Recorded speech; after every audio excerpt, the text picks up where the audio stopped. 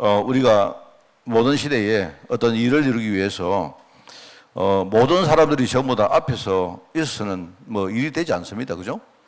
사람들이 전부 다 앞에서 내가 리드하겠다 하면 일이 될 수가 없죠. 그래서 우리가 이제 어떤 그 제자를 키우기 위해서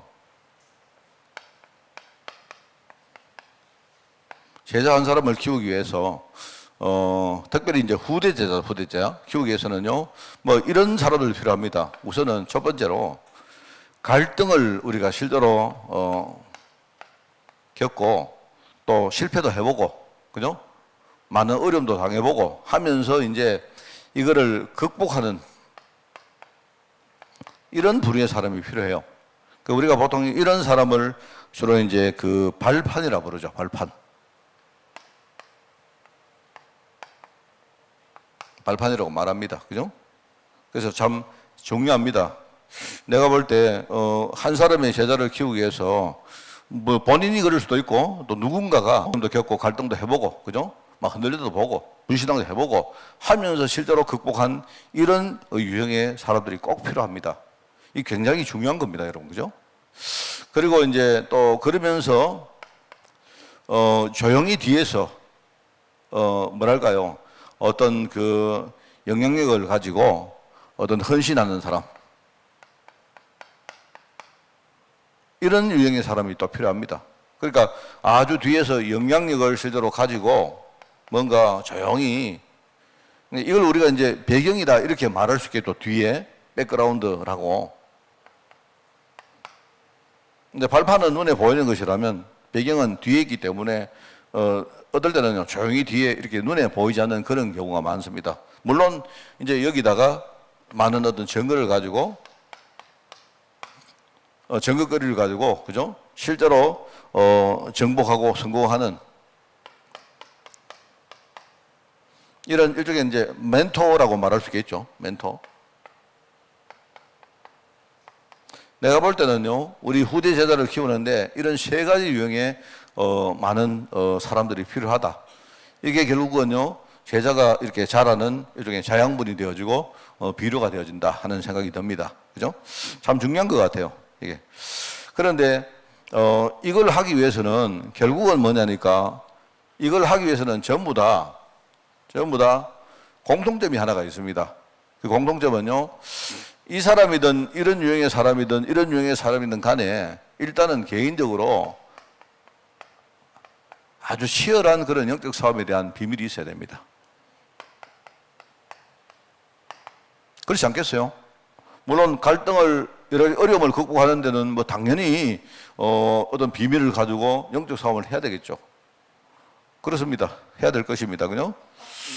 그런데 여러분, 뒤에서 우리가 조용히 헌신하는 거 이것도 쉽지 않아요. 왜냐하면 우리 속에는 나라는 것이 딱 있기 때문에, 어떨 때 사람들이요, 조용히 헌신하다가도 갑자기 한 번씩 나는 바볼까? 이런 생각이 들 때가 있습니다. 사단이 그거 가지고 노려요. 안 그렇습니까? 우리가 잘 하다가도 한 번씩 뭡니까? 어떨 때요, 너무 앞에 있는 사람들이 뭡니까? 자기들만 너무 나타내고 이러니까 뒤에 있는 사람들은요, 굉장히 좀 뭐랄까요? 상대적으로 이렇게 뭔가 마음에 상처가 올 수도 있고 이럴 때가 많습니다. 이 사람은 그렇거든요. 사람은 누구라도 현실 문제도 있지만 그 우리 속에 내면에 있는 그 자기와의 싸움이라는 게 참 중요해요. 이걸 이겨낸다는 게, 여러분, 사람들이 조용히 있지만 그냥 조용히 있는 게 아니거든요.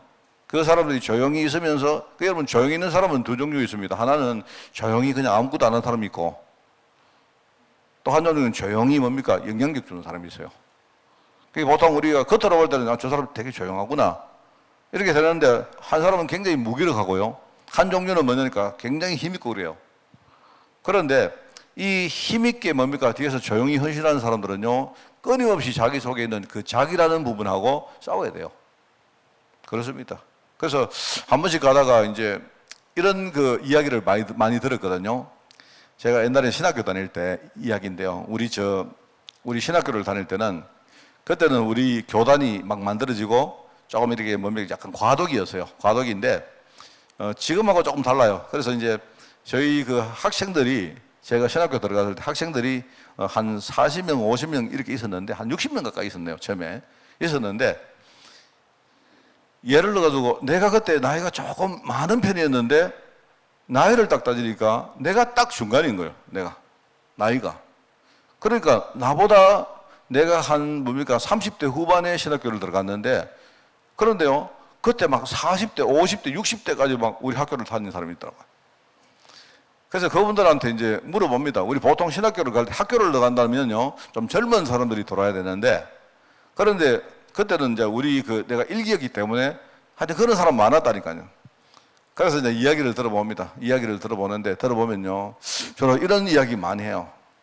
어떤 사람이 장로였는데 목사님도 복음 전하고 장로인 자기도 복음 전하고 이러는데 가만히 보니까 너무 더럽더래요.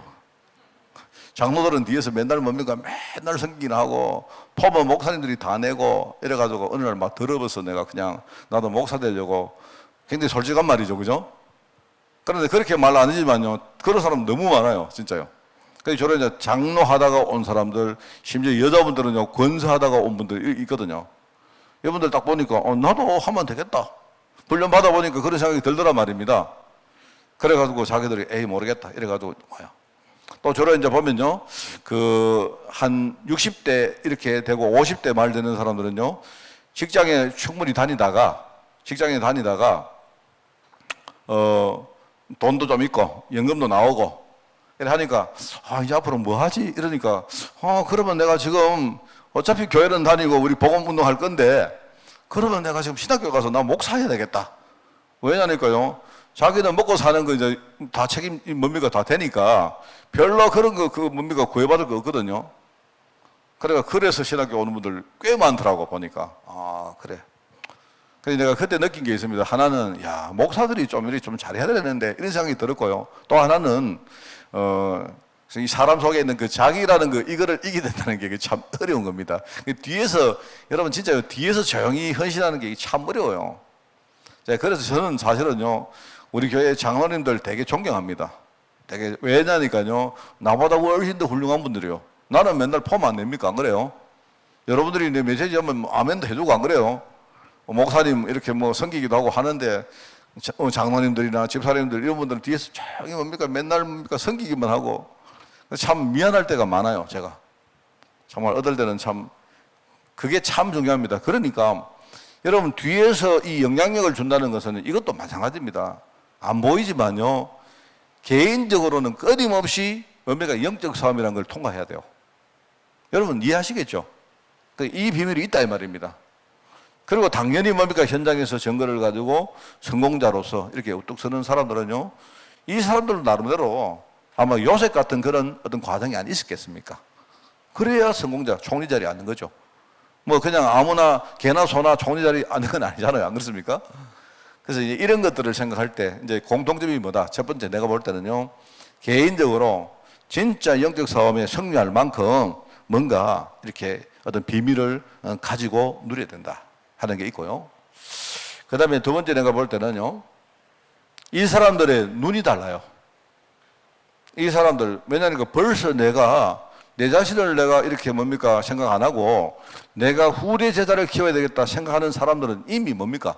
이미 뭐죠? 이미 생각이 다른 거예요. 지금 시대가 어떻게 흘러가고 있고 이 시대를 정말 이대로 놔두면 지금은 몰라도 나중에 어떻게 된다는 걸 아는 사람들입니다. 이 중요해요 이게. 저는 이 눈에 대해서 이야기를 자주 하는 편인데 그죠? 세상에 진짜 필요한 것이 무엇이고 그리고 아주 기묘한 것이 무엇이고 세상에 진짜 소중한 것이 뭔가를 아는 사람들입니다. 이게 공통점이에요. 이게. 그래서 이런 사람들은 그죠? 지금 당장 자기가 손해를 봐도 뭘 선택합니까? 장래에 내가 우리 후대가 정말로 응답받는 축복이 뭘까? 이걸 생각해요. 그러니까 내가 볼 때 이런 사람들은 일단 제자를 키우기 위해서 뭔가 이렇게 우리가 어떤 그 사람이 발판이 되든 배경이 되든 아니면 뭡니까 주역이 되든 간에 이런 사람들은 전부 다 공통점이 이런 게 있다. 아주 중요합니다. 눈으로 이 시대를 볼 수 있어야 돼요. 그래 웬만한 바보가 아니면요 저는 우리 성도들이 눈을 열시길 바라요. 여러분이 강단에서 계속 하는 말이 뭡니까? 내가 볼 때 어려운 이야기 아니거든요. 어려운 이야기 아니고 지금 시대를 한번 봐요. 우리가 뭐 예수 믿고 복 받고 이런 이야기 놔두고서라도 제가 볼 때 우리나라는 지금 내가 볼 때 한국 교회가 처해진 상황을 여러분 보셔야 돼요. 내가 볼 때 저 우리 뒤에 하준이 있지만, 그죠? 내가 볼 때 하준이가 나중에 우리 나이가 어른이 됐을 때 그때 과연 한국 교회 모습이 어떨까? 저는요 끔찍합니다. 끔찍합니다 정말. 지금 여러분 올해가 2024년 아닙니까? 원래 지금 9월 달이 이제 각 모든 교파들이 교단들이요 총회를 하는 달입니다. 뭐 우리도 마찬가지고. 지금 내가 원래 참 이게 두드러진 게 뭐냐니까 모든 교단이 다 싸워요. 지금 모든 교단들이요 뭐 예컨대 회당 쫓아내고 맨날 그래요. 뭐 이유가 있겠죠. 그 제가 볼 때 이런 식이면 그러니까 그 교단 내부에서도 뭔 이야기가 나오느냐? 뭔 이야기가 나오느냐? 지금 이런 식으로 가면 과연 그러면 한 세대 후에 젊은 애들이 과연 교회 남을 애들이 몇 명 되겠느냐? 이 이야기를 하는데도 싸우고 있어요. 싸우지 말라는 말이 아니고 지금 앞에는 모든 뭡니까? 지도자들이 뭐 하고 있느냐? 자기밖에 몰라요. 돈밖에 모르고 이상하게 뭡니까? 전부 감투 싸움하고 이래요. 심지어 우리도 그러고 있다는 거, 우리도 지금요. 우리도. 그래 내가 볼 때는 참 큰일이다. 큰일이다. 정말 큰일이고 그 정말 이게 안 되어지면 그래서 여러분 있지 않습니까? 뭐 우리 잘났다 이게 얘기가 아닌 거요. 눈을 열어야죠. 눈을 뜨고 내가 비록 우리가 지금 뭡니까? 시골에 있고 우리 교회가 할 수 있는 것도 별로 없고 우리 각 사람들 지금 모습을 보니까 그래도 있지 않습니까? 뭡니까? 그럼 우리 좀 양심적으로 하나님 앞에 우리가 내가 조그만 것이라도 가지고 헌신하고 해야 안 되겠습니까? 그렇지 않습니까? 맨날 우리가 뭐 남은 자, 남는 자, 남길 자, 뭡니까? 뭐 남을 자, 남길 자 소리만 하면 뭐합니까? 어떤 사람들은요, 우리 중에 어떤 사람은 겨우 남만 거요. 내가 볼 때 여러분들이 뭐 잘나서 그런 게 아니고요. 어느 날 하나님이 내게 은혜 주셔가지고 돌아보니까 아, 내가 구원받은 겁니다. 뭐 알고 그런 것도 아니고 안 그래요? 어느 날 내가 알고 그런 것도 아닌데 어느 날 내가 뭡니까? 전도하는 대회에 그냥 서 있는 거예요. 전도도 잘 못하는데. 그렇지 않습니까? 안 그렇습니까? 그러니까 우리가 이제 남은 자인데 조금 그래도 정신 차려가지고 이제는요, 뭔가 생각이 좀 성장하면서 이제는 뭔가 남는 자의 대회에 가려고 우리가 애를 쓰는 중 아닙니까? 그렇잖아요? 옛날에는 뭐 기껏 뭡니까? 뭐 어느 날 죽어서 눈 뜨고 보니까 아이고 천국 왔네 이러십지만요. 지금은 아예 우리가 뭡니까? 조금 나아졌잖아요. 우리가 이 땅 살면서 천국 소망 가지고 천국을 누리면서 사는 거 아닙니까? 지금은요. 옛날에 보면 여러분 솔직히 우리 천국 가느냐 지옥 가느냐는 그거 내가 볼 때 확률이 50%지. 안 그렇습니까? 옛날 우리 신앙생활 그래 했다니까요. 그냥 다 전부 다 네 천국 간다 하니까 그런 줄 알지. 안 그래요? 내가 원래 춤 딱 받아가지고 탁 쳐가지고요. 내 춤이 일로 튀면 나 지옥 가는 거고 일로 튀면 천국 가는 거 아닙니까? 뭐. 뭘 알았습니까? 근데 지금은 우리가 그런 정도 신앙이 아니다 말입니다. 조금 자랐잖아요.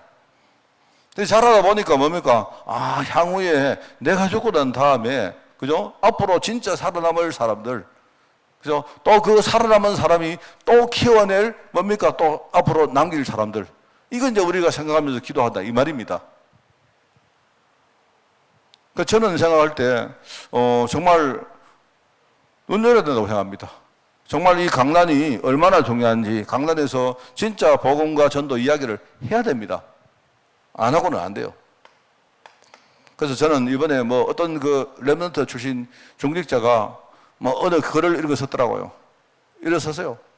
제발 진짜 우리 연세 든 목사님들 제발 전부 다 은퇴 다 하라고. 저는 그 찬송하거든요. 뭐 누가 잘했고 못했고 이게 아니고요. 제발 좀 은퇴하고요. 이제 젊은 사람들 제대로 키워야 됩니다. 앉아가지고. 바보로 만들지 말고.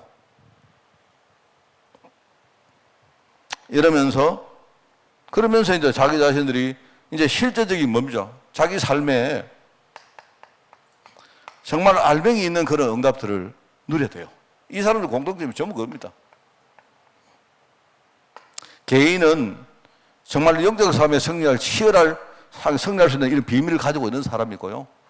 이러면서 이 사람들이 눈이 열렸기 때문에 무엇이 중요한지 진짜 알았던 사람이고 실제로 자기 삶에 이거는요 말로 하는 게 아니고요 실제로 크고 작고 간에 상관없이요 자기 삶에 응답받았던 사람입니다. 제가 볼 때는 이게 이 사람들의 공통점이다 하는 생각입니다. 그래서 제가 금요일 메시지를 좀 몇 분 안 했는 것 같은데 이제 지지난주에는 보니까 엘리야가 나왔고, 그죠? 엘리야 같은 사람은 내가 볼 때 이런 사람입니다. 이런 사람, 이런 유형의 사람이에요.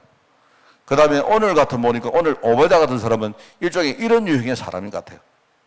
이런 사람을 통해서 실제로 뭡니까? 엘리사 같은 사람이 나와서 이 사람들이 뭡니까? 현장에 숨겨진 7,000명의 제자를 찾는 그 작업이 바로 아람 시대에 하나님이 하신 역사였다 이 말입니다. 그래서 그 이야기가 다음 주에 나온다 말입니다.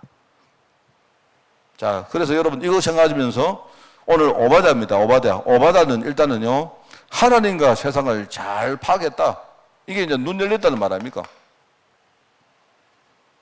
하나님과 세상을, 그러니까 양쪽이죠. 영적 부분과 세상적인 부분도 다 잘 이해했던 사람이었다.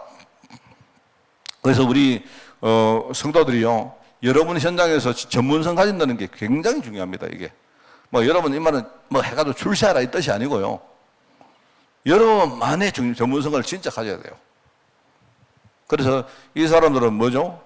이 사람은 왕의 신하였고, 아예 아합 왕이 인정할 만한 그런 신하였고, 그 다음에 뭡니까? 이 사람은 원래부터 하나님을, 그죠? 잘 섬긴 일종의 그런 신앙의 제자였습니다. 그래서 엘리야라는 사람의 제자였죠. 그러면서도 뭡니까? 이 사람이 선지자 100명을 아주 조용히 뭡니까? 선지자 100명을 그 시대에 정말로 너무나 중요한 일을 감당했죠.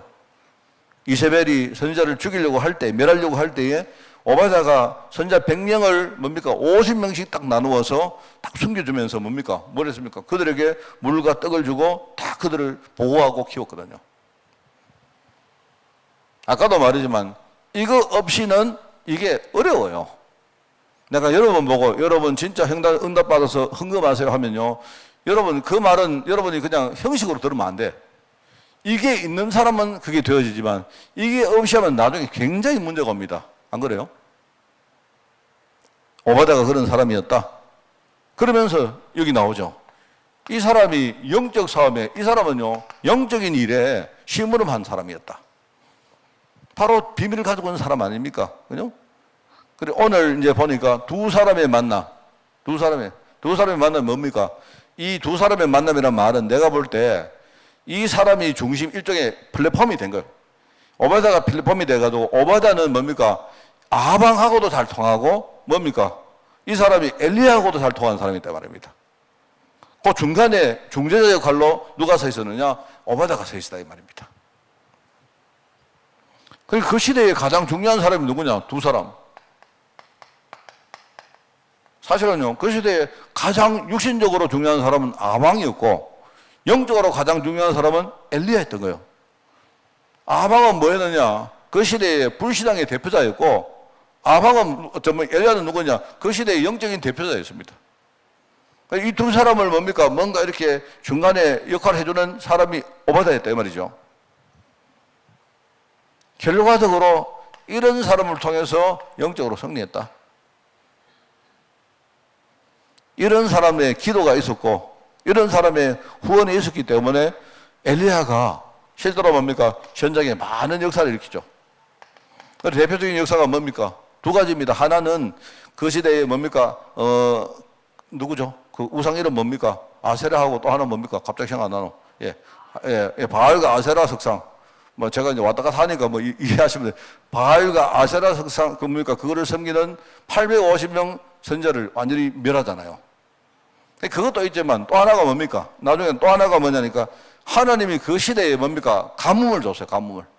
근데 나중에 그 가뭄 문제를 해결하는 사람이 누구냐? 엘리야입니다. 큰 역사를 일으키죠. 이게 비밀인 겁니다, 비밀. 자, 여러분 이 세 가지를 정말로 잊지 마시기 바라요. 이 사람은 실제로 선지자 사역의 대열 속에 있었다.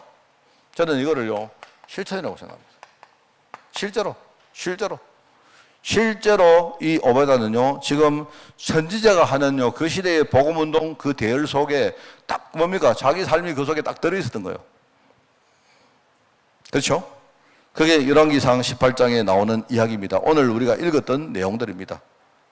실제로 100명의 선지자를 실제로 뭡니까? 100명을 숨기고 그들을 보호해주고 먹여줬던 사람이 이 사람이었다.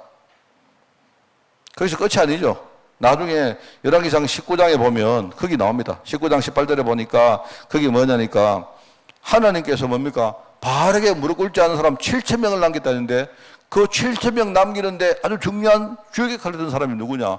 이 사람인 거예요. 7,000명.